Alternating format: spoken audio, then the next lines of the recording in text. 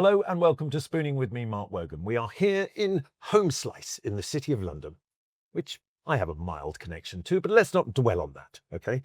But I'm here as ever with a very special guest that I will be challenging the food that they love and the food that they hate.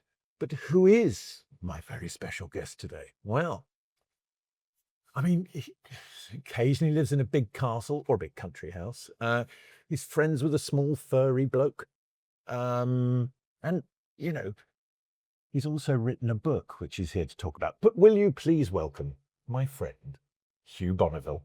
Thank you. That How are you, sir? Charming introduction. Well, we try and be charming, don't we?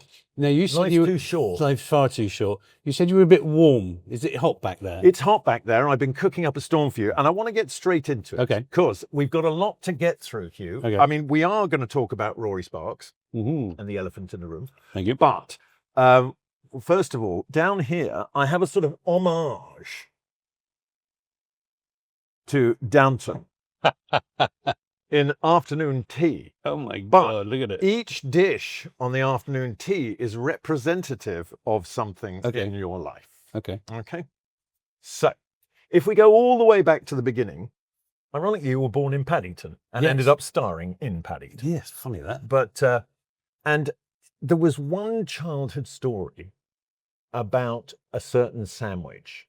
Now, I got the impression from a description, and listen, this is for me to say, not you, because obviously one should never take our mother in vain. But I got the impression Mum wasn't much of a cook.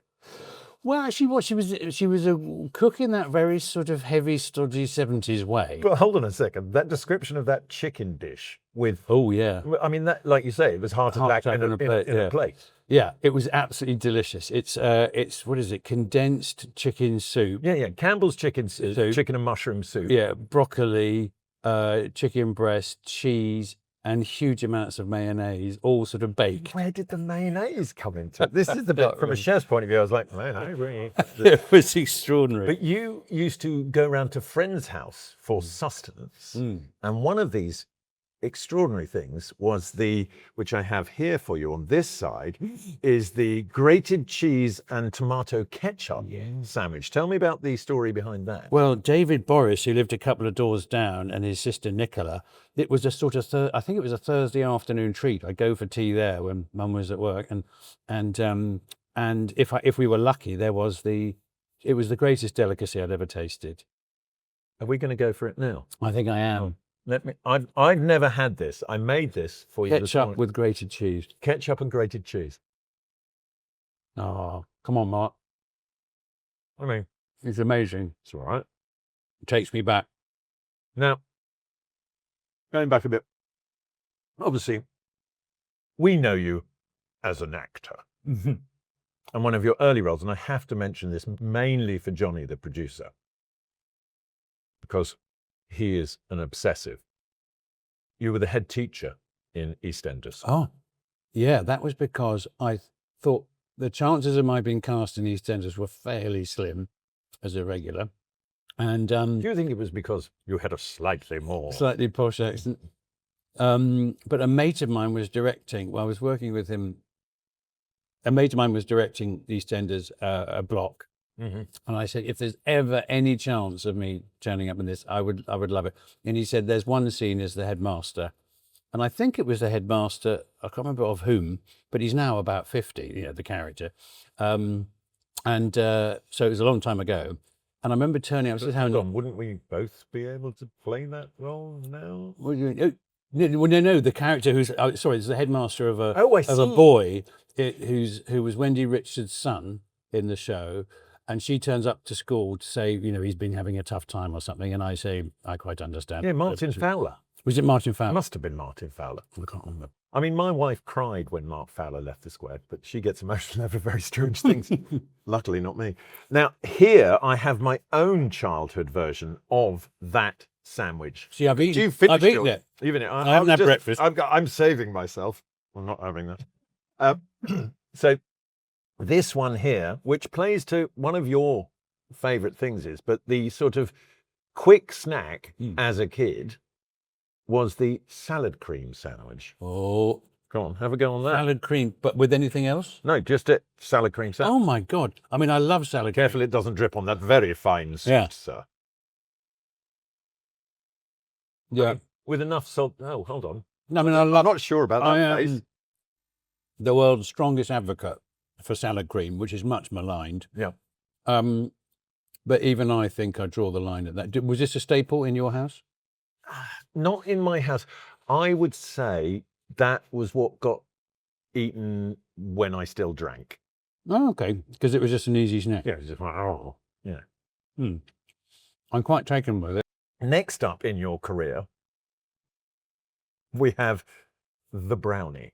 Oh my gosh. Yes. Okay. I know where this is going. Yeah. Oh. Tell us about the brownie. Hugh. Well, it was my, I was young. I didn't know what I was doing. It was my first sort of, I suppose, first dinner party scene or dinner scene in a film. And it was Notting Hill. And it's a scene. I mean, only Notting Hill. Only Notting Hill. Yeah. But it's the scene all about who's going to eat the last chocolate brownie. And I hadn't been on a film set of that scale before. So we meet at 8 o'clock in the morning to rehearse the scene. And then we shoot the wide shot. So I eat 2 chocolate brownies. Well, I hadn't really taken into account that then every camera angle around the table, you then have to repeat the action accurately. Right. So by 4 p.m, I was completely wiped out on flipping chocolate brownies and swore I'd never have them again. And then that night, and they weren't sort of hugely popular in the early 80s, whenever it was. I mean, they're very popular here. This is 90s. the home slice sugar bakes. Wow. White chocolate chip Oh my God. brownie. Can I tempt you after all these Well, I'll have a little bite to a brownie? I do like, but that night after filming, I went round for supper at a friend's house, and I swear to God, they served brownies, and I'd never seen that at a sort of supper before. I nearly vomited, but I will have a bite because I do like them, and I'm sure these are amazing. Now, your first film, you jumped straight in with some quite big names, didn't you? That was you. Mary Shelley's Frankenstein, directed by Kenneth Branagh, starring Robert De Niro. Yeah. Yeah, well, I mean, just a casual, like, well, oh yeah, my first. Well, it was. I'd done Hamlet with Ken. He was playing Hamlet, obviously, and I was playing Laertes at the Royal Shakespeare Company. And I was writing a film for him at the time. And he said, "Have you done any movies?" And I said, "No." He said, "Well, come and be in Frankenstein. It'll only be one line, but at least you'll get to see a film set." And I got to just watch De Niro. We turned up for rehearsal on this cold morning, and there was a bloke in a sort of hoodie. And I assumed it was his stand-in, just sort of, rehearsing the scene as we worked out all the blocking. And I was in the background as a medical student, and suddenly he took his hood off, and there was De Niro. I was 3 feet from De Niro. I couldn't believe it, as he was just quietly talking through the scene with Ken. It was amazing, and I owe Ken a huge debt of gratitude, because it was only when I wrote my memoir a couple of years ago, and I realised that actually that was a shift. That was a complete shift in the work I was doing, because up to then I'd done theatre and loved it, and that's all I ever wanted to do.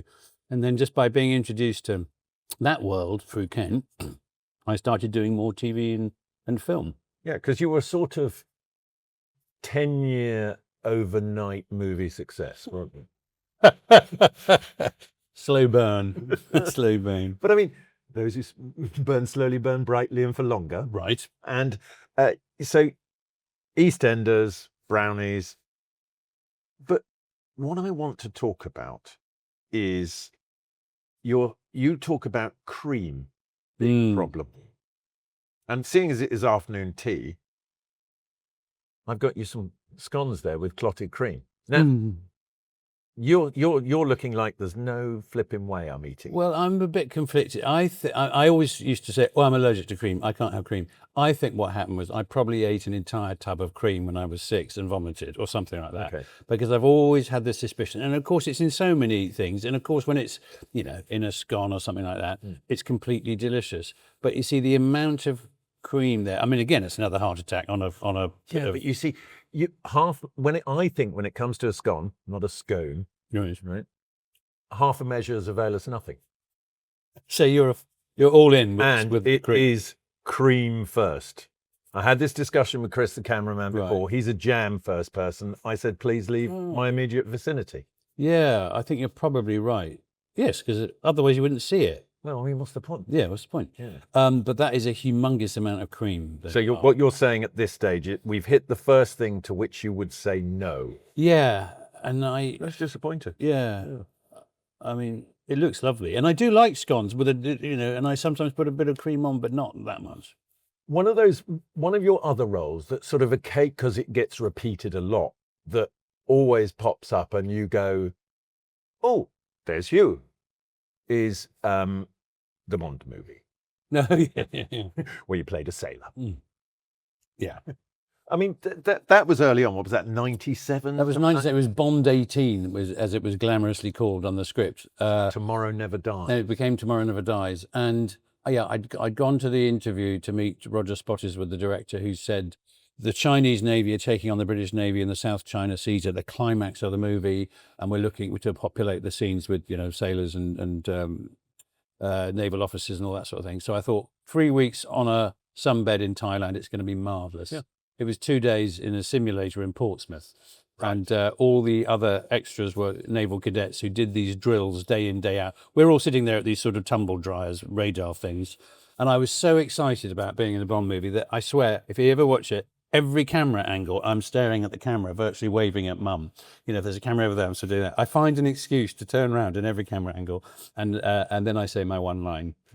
I mean, look, but you see, the thing is, I think there's always that sort of thing. You have a screen presence. Right. Now, I know from knowing you that you don't believe that as that comes out of my mouth, but you do. You're one of those people that regardless of what you're doing, you always go, oh, who's that?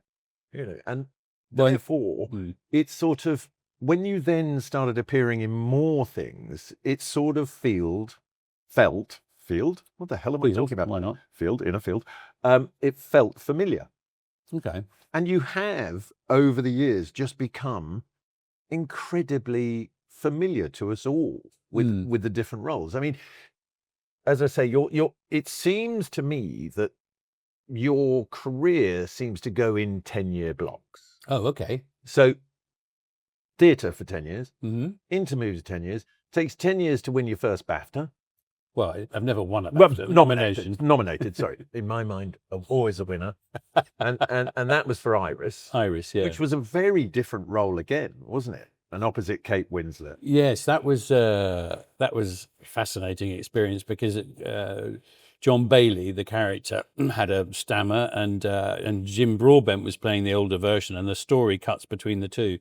This shows what a rubbish client I am of my agent. This script arrived, and it says, Iris and John are seen cycling down a hill, and it says cut to 40 years later. So I rang up my agent. I said, I'm not doing that. How dare you send me this, one scene part when I didn't even have any dialogue, I was just cycling.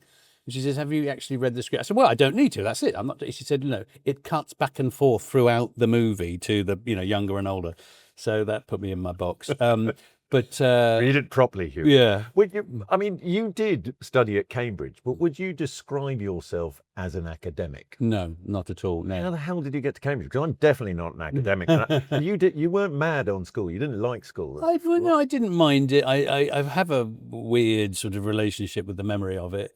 Just sort of notionally, the notion of going away to school, a boarding school. But actually, the friends I made there are the ones I'm closest to now, because they're the ones, as I'm sure you have from your childhood, they're the ones who keep you grounded and take the mick out of you and all the rest of it. See, the problem is I drank a lot and took a lot of drugs. I can't really remember. You can't really remember it. No. Oh, well. No, I mean, I'm new friends. Well, new old friends, because I'm so old now that they're old friends. But yeah. So then one of my favourite roles comes to light, which is Ian Fletcher.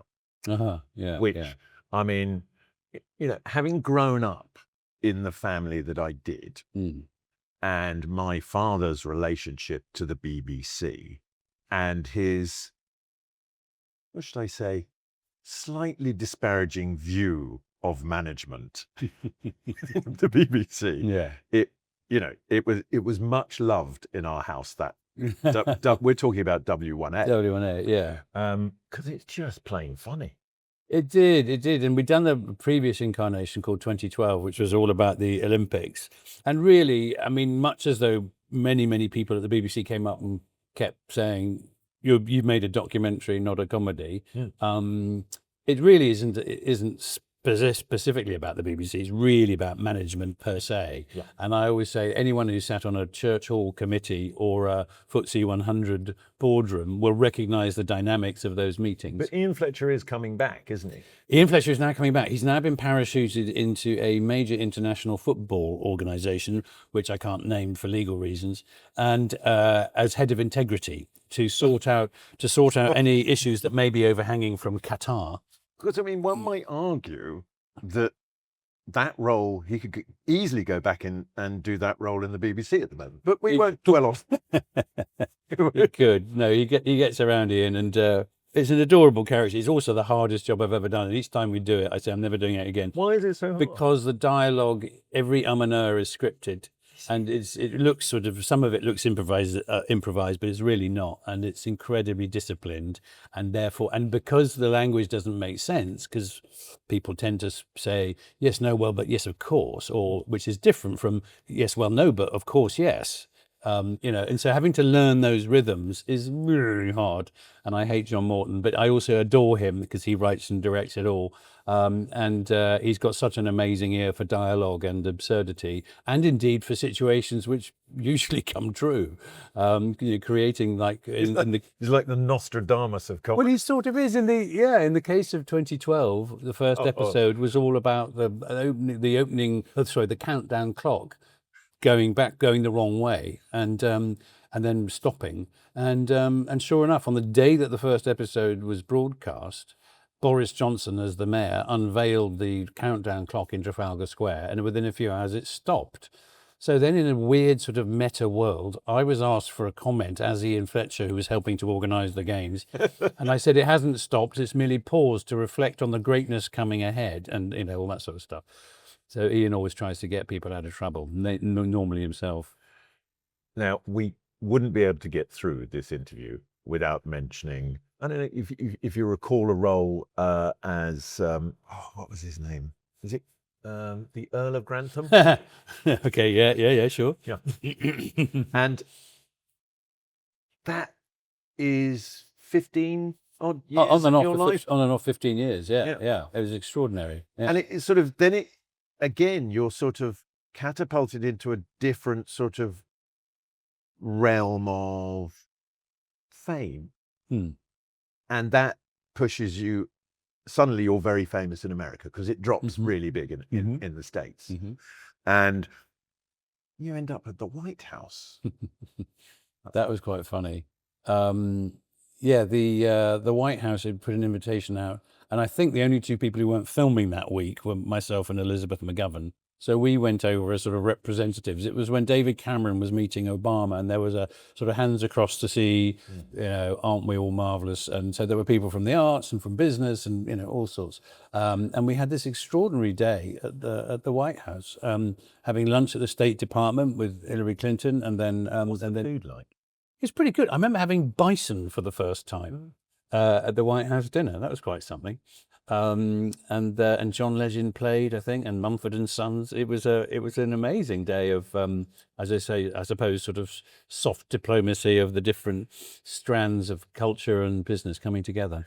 But do you, those sort of essentially pinch me moments where you start out as this jobbing actor in rep, and and then getting to what you think is the heady heights of being in Hamlet at the RSC, and then suddenly it goes there, and then you end up in the White House. Do you ever think, is it, you don't strike me as someone who has let their ego get away from them in terms of, well, of course I should be here. Oh gosh, no. No, I mean, I am still the bloke who's overwhelmed that he's being paid £100 a week to hold a spear at Regent's Park at the open air theatre on my first job with my equity card, understudying Ralph Fiennes.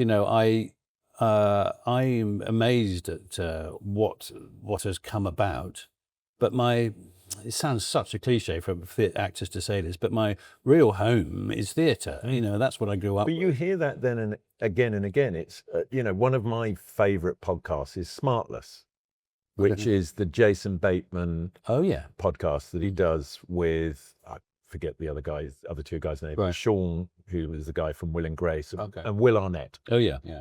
And they have very, I mean, you should be on it. I mean, do you know any of those three? I don't know, no. Okay. They seem to just have the mates on. But they had Daniel Craig on. Ah, And Daniel Craig was talking about the same thing of, well, I'd quite like to just do theatre now. It means I can, if I was in London or New York, I could walk to work. I can do my shows, come home, Is that the sort of Hugh Bonneville retirement plan? absolutely. And I'm very excited because I'm going to do just that. Yeah, you're doing Shadowlands. Doing Shadowlands, which is a play I did at Chichester about 8-9 years ago. And we're sort of doing a new production of that. It's a beautiful, beautiful play, and I'm really excited. And I will be able to walk home, now I have a flat in the middle of town. I'll just walk home after work, which has always been a slight dream of mine. So I'm looking forward to it. And tell us a little bit about, for those who don't know, the story of Shadowlands, because there was a movie adaptation, but the play is different. Well, it is. It's actually started as a TV play with Joss Ackland. Then it was done as a stage play with Nigel Hawthorne and Jane Lapater, very, very famously, successfully. And then it was a movie with Tony Hopkins and Deborah Winger, and it's been revived, every so often. Charles Dance and Janie Dee did it a decade or so ago. And it's really about the late flowering love between C.S. Lewis, who was a bachelor, lived with his brother in Oxford, met with Tolkien in the pub, and they'd have their pints and their pipes. I lived in a house in the village I grew up in. Oh, is that right? Taplow. Oh, okay, yeah. And essentially the play, and he says this in the opening speech, if God is love, why does he allow suffering? And that's really the journey of the play, because C.S. Lewis lost his mum when he was 15. And so he'd always sort of closed himself off from the opposite, because the equation in his head was, if you love something, they die. So don't love, just stay protected, in very simple terms. And then into his life in his 50s comes this fan who's read his books and engaged with him. And she's a real, live wire of energy from America. She has a small son. Can you say who is playing your fan? Not yet. She's a divorcee with a young boy. And she comes to the UK and sort of invades his life by being persistently saying, I want to talk about this, I want to talk about that. And he sort of becomes a begrudging, slightly, she drags him along as a friend. And then one day she says, I really want to stay in England, but I'd have to get married. He says, well, all right, I can marry you between lectures one day. And so they get married. And of course, then he starts to really fall in love with her. And then she gets terminally ill. And so again, the cycle of, what is love? No, it's a real study of love. Not necessarily cheery all the way through, but a beautiful story. It is. And William Nicholson, he's brilliant at this. And I always champion his writing, because I remember reading an article in which he said that Ridley Scott had asked him to do a pass on Gladiator. He said, we've got all the swords and sandals and blood and guts, but we haven't got any heart to the story. And he put in the whole motif of the hand in the corn and the going home and coming back. Which has become such an iconic part of the movie. It's amazing, and it makes me sort of... The first movie, not so much the second one. And it, makes me well up thinking about it, and that sense of heart and emotion. And then equally, I remember receiving a script called Breathe, which is a true story about a man with polio, and who survived for decades longer than he was meant to, because he was given a portable iron lung that he could travel around with his family, and played by Andrew Garfield and Claire Foy in the film. And as soon as I got the script, I saw on the title page William Nicholson. I thought, I know I'm going to be in tears at the end, but in a good way, because it'll be about the proper emotion. And he writes emotion beautifully. No, it's connecting with the emotion rather than driving it home in a belligerent way. Yeah, completely.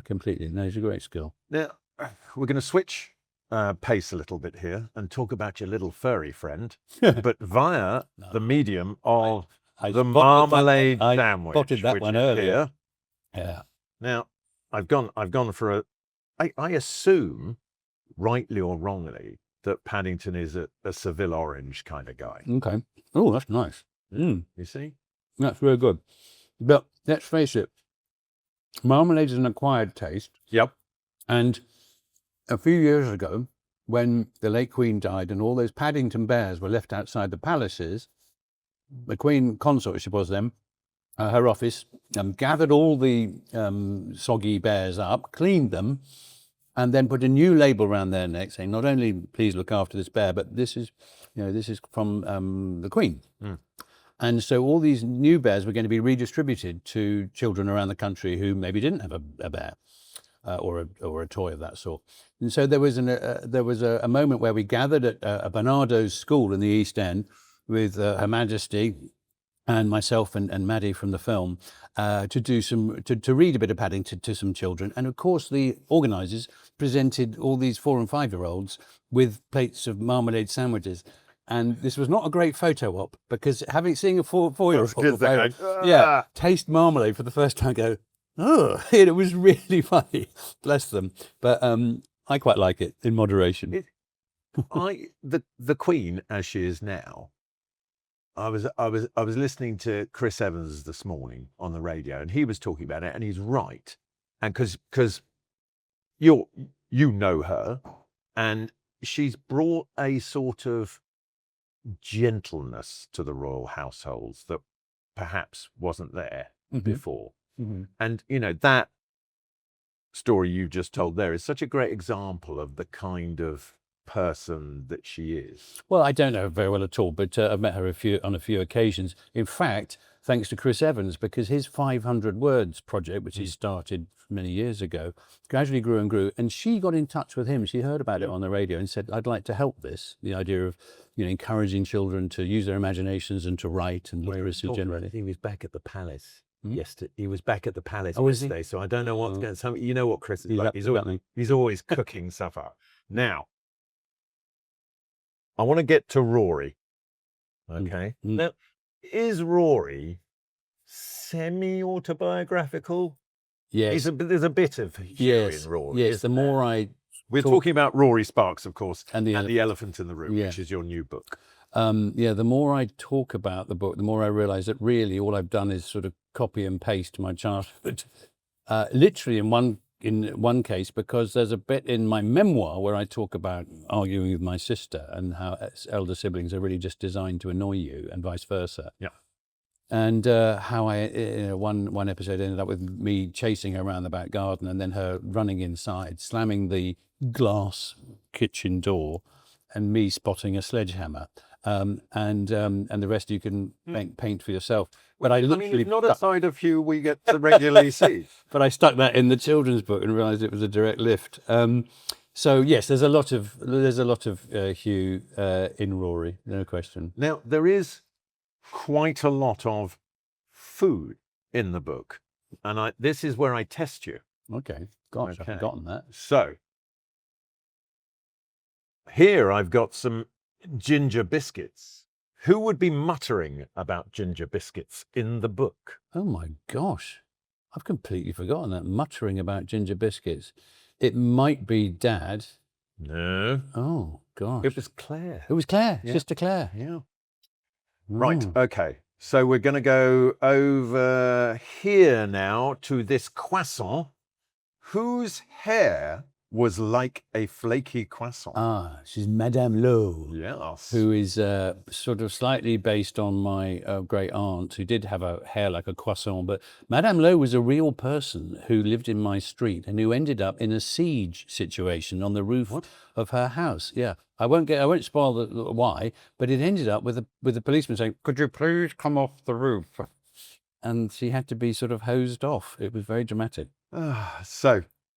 And then, of course, page 248, the chocolate-dipped strawberry. Oh, that's at the end of term treat when someone brings a chocolate. Mr. Adrian Thingy from there in the corner, his dad had over-ordered.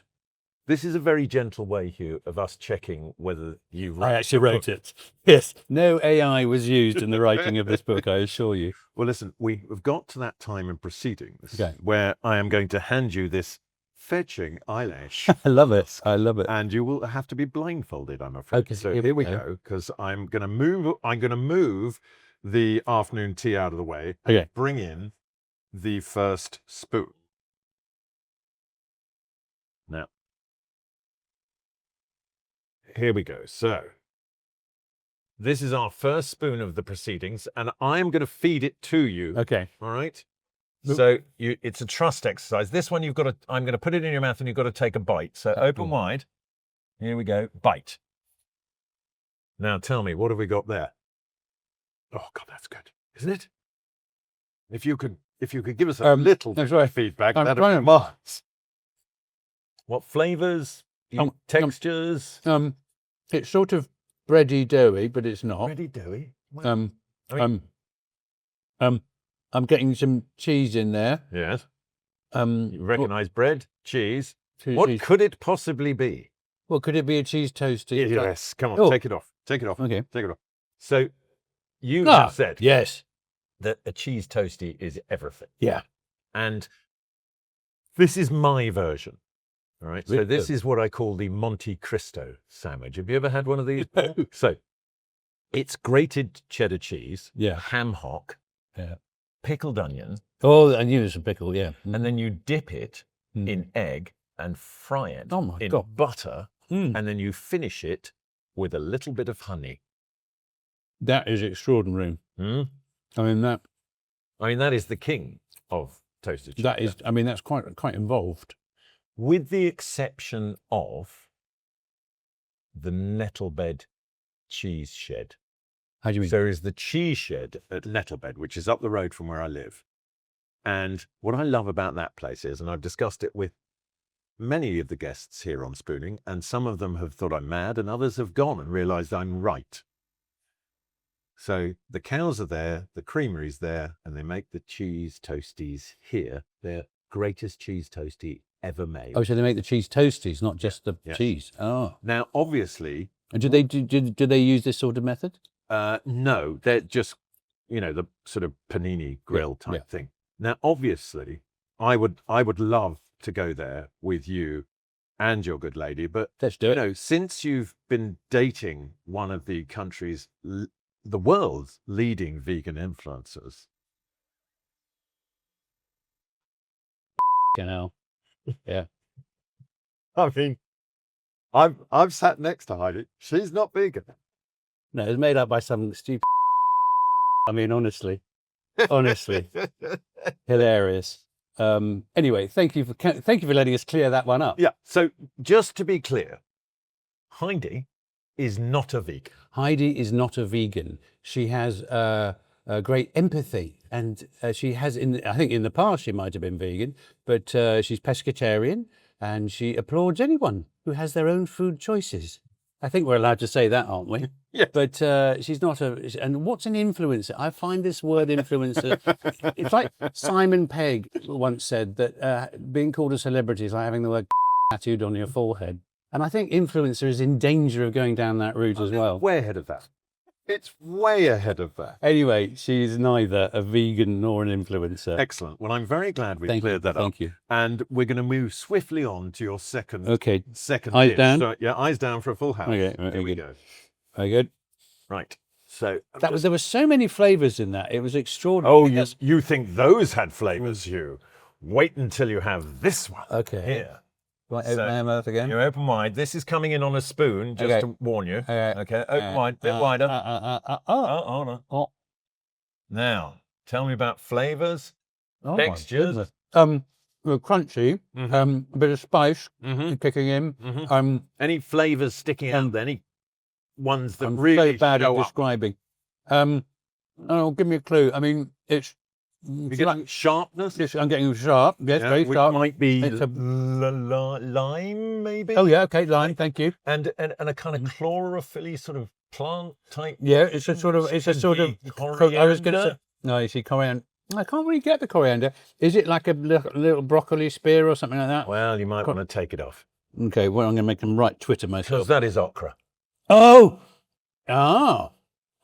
well done. Because I normally hate okra Yes. because it's normally slithery and slimy and like a slug. So what I did with this, right now, I agree with you in its untreated state that okra can be revolting. No. But Susan, my wife, who you met, is a massive okra fan. I don't want. So what I did with this was I salted it. So it does what the French call dégorge, which draws the water out, right? I then put it in an air fryer on its dehydration setting to dry it completely. I then deep fried it and I put it with a chili, jalapeno, coriander and lime dressing. Interesting, because coriander, the know. jury's out on that with me. But you see, did you notice? No. See, I thought, because it's so sort of, frankly, desiccated, it could be, I thought it was a sort of like a grilled broccoli, but that's really, what is it, okra, what family is it from? Do you know? I think it's close to a courgette. Right, yeah. Yeah. But I mean, if in the wrong hands, I agree with you, utterly revolting. Yeah. Now the book. Anyway, Susan, thank you. It's really good. Yeah. Good. Now, I want to talk about the book because I think given your propensity for film, it's got a slightly cinematic feel to it when you're reading it. It's one of those, I like a book where as I'm reading it, I can see the action. And you definitely can in this book. Oh, well, that's interesting because the more I was talking to another children's author the other day, I'm now in the gang of children's authors.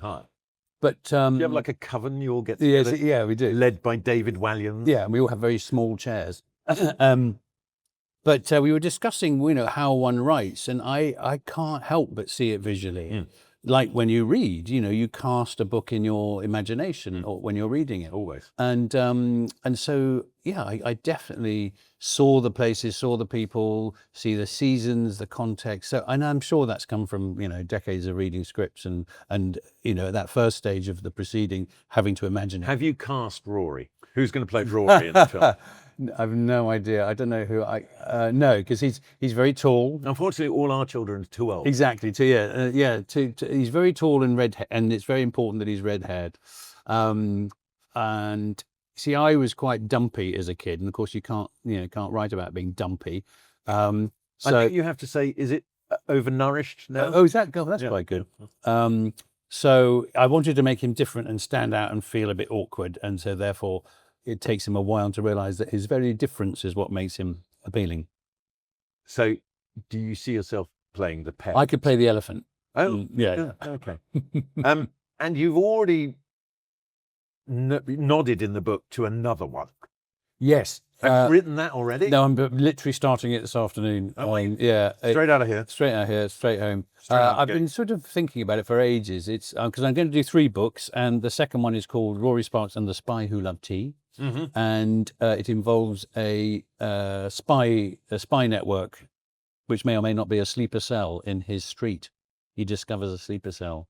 Not anybody potentially throwing themselves off the top of buildings anymore. Oh, no. I think we might avoid that, but there's going to be some peril and jeopardy. I was on a radio show the other day talking about it, and the... Anyone any good?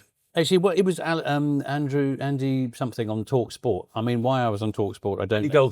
Andy Goldstein. Yeah. And he told me that under Blackheath Golf Club, there is a tunnel that goes all the way to Eltham. I then thought that's a heck of a long way. And then I realised that the Blackheath Golf Club is actually in Eltham. But nevertheless, the idea has planted a good seed. So, I just nick ideas from everywhere. But there are tunnels all under London. Yeah. I mean, there is one... there used to be a home slice in Marylebone, and the basements of that street that it was in would always flood when it rained because of a secret tunnel that used to run from Oxford Circus all the way down to the war rooms that they blocked off. And it messed with the sewers in that area. Wow. See, I think we all love a secret tunnel. We love a secret. I think it's fascinating. Do you now love okra? Look, love is a strong word. I was surprised and delighted by this new acquaintance. I will try it again, but I think this whole salty thing that you talked about, drawing out all the you've got to draw out the slime. Got to draw out the slime. I like it so much. Look, you see, I'm going again. Yeah, my work here is done. Well, that's really good, Hugh. Thank you so much. Thank you. For taking part on Spooning. Hugh's book, Rory Sparks and the Elephant in the Room, is now out to buy. And also, if you want to see him in Shadowlands, you go to shadowlandsplay.com. I believe so. And that's where you can get tickets. I will be going. And I'll pay. I'm not looking for any freebies, I, of course, will be back next week with another very special guest, and I will be challenging the food that they love and the food they hate. And they'll be wearing a blindfold like you. Maybe not that fetching one, because he's going to get to take that home. But that is all for this week. If you want to see what we're up to here, follow us on Spooning with Mark Wogan across all your social media channels, and you can see this in glorious Technicolor, including Hugh's rather smart three-piece suit, which I would recommend looking at on the Virgin YouTube channel. And if you haven't had enough of me, you can catch me on Saturdays and Sundays on Virgin Radio Chilled, where I will be there from 10 till 2 p.m. on both of those days, playing some music and talking a load of rubbish between records. But until next week, stay beautiful.